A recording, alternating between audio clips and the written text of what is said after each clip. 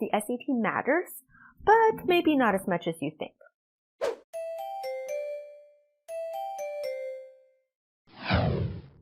Hey guys, it's Jen. I'm a test prep tutor and I make educational content on YouTube. Today, I want to deep dive into a really important question that I'm sure is on everybody's mind, and that is, how much do SATs actually matter? To fully address this question, we have to understand a couple of points. The first is, why do SATs even exist in the first place? And secondly, how do colleges use this information in their decision-making process? As I'm sure you guys are well aware, whether standardized exams like the SAT and ACT should even exist is a hotly debated topic. Some people believe that tests like these should be done away with completely, while others think they do provide valuable insight. So the main argument in support of standardized exams is that GPA by itself doesn't always provide an accurate indicator of student performance. Depending on the school system you're a part of, the school that you attend, and even the individual teachers that you have, you may be subject to different grading scales. Some of you with more lenient grading scales may have slightly inflated GPA, while those of you who are part of harsher grading systems will have slightly lower GPA. So when colleges see these numbers, they don't get an accurate picture. And that's where standardized exams come into play. So they are intended to do as their name implies. They're meant to provide a more standard point of comparison for schools. Everybody in the country, and even those students internationally who are looking to apply to schools in the States, all take the same test. And that is meant to level the playing field. So next, let's actually look at how colleges use your scores when they evaluate you as a candidate. To do this, I want to walk you through a couple of different scenarios. I'll also share my thoughts on how colleges might view students in these scenarios.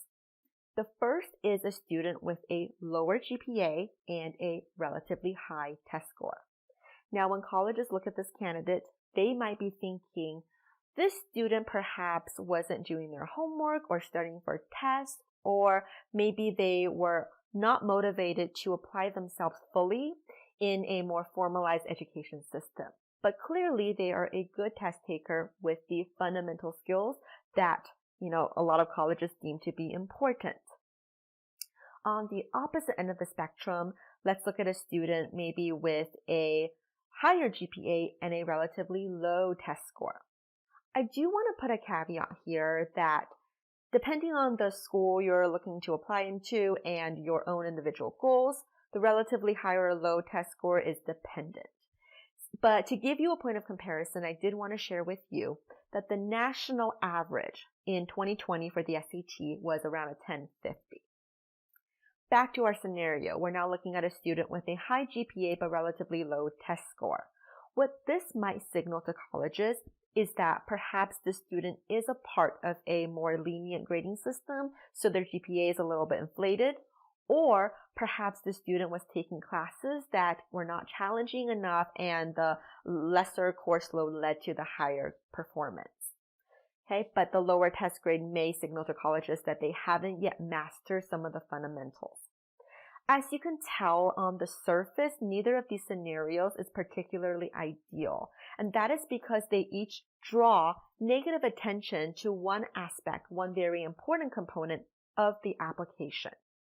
You and I both know, though, that your individual circumstance is a little bit more nuanced, and I just really want to encourage you to assess your own situation and look critically at what's causing you to maybe fall into one of these two categories so that you can spend time boosting up your weaknesses. The other thing to keep in mind is if you do have extenuating circumstances, you want to start thinking about your narrative. You will have an opportunity to share these with colleges through your personal statements, or many schools even have a supplemental section where you can share your experiences there, but you just want to start thinking about your story. There is a third scenario, and this is where students, their GPA and their test scores are more or less in line with each other. And honestly, this is where we all want to be. If your score, your grades, GPA, and your test scores are in line with each other, then that tells a very consistent story. And consistent stories give colleges confidence that when they look at you, they know what they are getting. So again, that's kind of what we all want to do because it doesn't shed negative light on any aspect of your application. So we've talked a little bit about why standardized exams exist and how colleges use them. I want to leave you with a couple of considerations. The first is I want you to remember that the SAT is just one of many components that colleges look at. Equally important are going to be your GPA and your extracurricular activities, as well as how you are establishing yourself and emerging as a leader in the activities that you choose to do.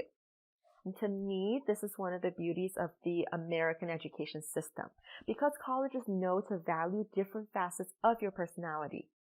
This is in sharp contrast to some other nations, specifically some Asian nations like China and Korea, where the students' college prospects and even their future really rides on that one major exam they take at the end of their high school career. You guys can imagine how much pressure that places on teenagers. We luckily do not have to subject ourselves to that kind of pressure. If you don't like your test score, you can always retake the exam. The test is offered many times throughout 1 year, so you can always, choose to take it again. Along the same lines, I don't want you guys to overemphasize the SAT. Yes, it is a very important component of the application package, and if you do very well on this exam, it can help set you apart from other candidates. But beyond a certain point, the SAT doesn't provide any further insight. And this is why even students who get perfect scores do not automatically gain admissions into, let's say, Ivy Leagues, right? Schools of the highest caliber, solely based on their score. It is because the schools will evaluate you holistically, and they definitely look at other aspects of your application as well. So don't put so much pressure on yourself, to get the extra 50 points, because colleges may not care as much as you think they do.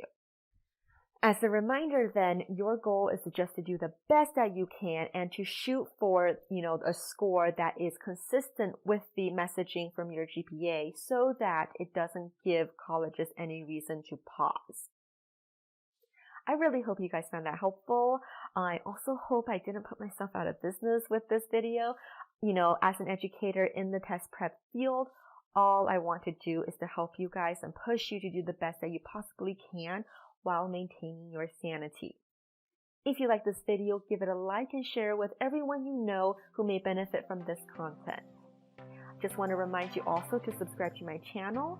And while you're here, check out some of my other content. I make a lot of videos on test taking strategies and tips, so please do check those out. I'll link a couple in my end card. Thank you guys so much for watching, and I will see you very soon. Bye-bye.